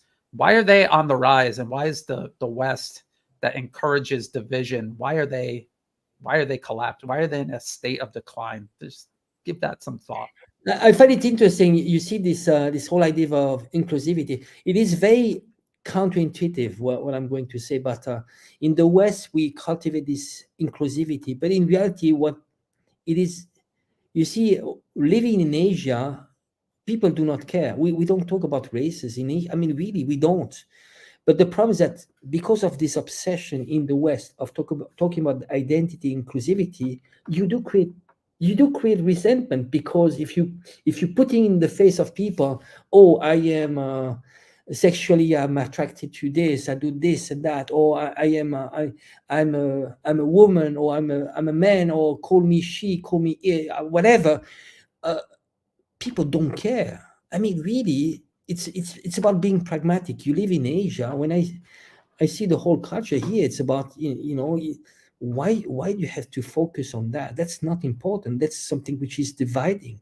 It's not, by definition. When you start focusing on that, you are creating the divisions, actually, because it was not a problem in the first place. You see, yeah. It's the same as like LGBT in Thailand. I know well Thai. It's a non-issue. Who cares? People Nobody not cares. care. Yeah, they don't care. In the West, they're putting this, and you imposing ideologies upon people, which they were by already originally, people are, I think there's an extremely high tolerance in general everywhere, people. So and I think that's a strategy of dividing people, but it's very counterintuitive. It's creating divisions more than actually creating inclusivity. Absolutely. And this is what we have to keep in mind, and this is what we will continue to promote. I was woken up to it, leaving the United States and looking at the U.S. from the outside in, and learning from Thai people who are live and let live, and they don't have all these hangups on all these differences. And from the outside, Westerners look at Asia and they just say, "Oh, look, China's all Han Chinese, so of course they don't have these problems." This is there's like 5 different languages on Chinese money, because they have so many different languages, ethnic groups, and religions all living together. So that is a myth, and I understand that Westerners don't know that much about the rest of the world, and that is because of the system doing that to their people. But when you move here and you live here and you learn about that, you start waking up to a much wider world than you could have understood in living in the West, from cradle to grave, being indoctrinated, misled, and manipulated. So I learned a lot about it, and there's a lot that we learn this, and we try to teach other people about this. So we'll just keep doing it. We'll keep at it. We'll keep an eye on this situation in the Middle East. Obviously, we have to keep an eye on the ongoing conflict in Ukraine. And of course, all of this is leading up to a conflict the U.S. is trying to provoke here in Asia. And these are the 3 main things that we have to pay attention to, which is why I'd rather talk about this than how there might be a Jew hiding in my bathroom when I'm done here. I have to watch out. Or Russian or Chinese. Or Russian or Chinese, or maybe a Muslim is trying to buy the house next door to me. I don't know. It's ridiculous. But thank you, Angela, for joining me. Thank you, everybody else, for joining us. And maybe we'll do this again real soon. Haven't done it for like 4 months. Maybe we'll do it again soon. Bye for now.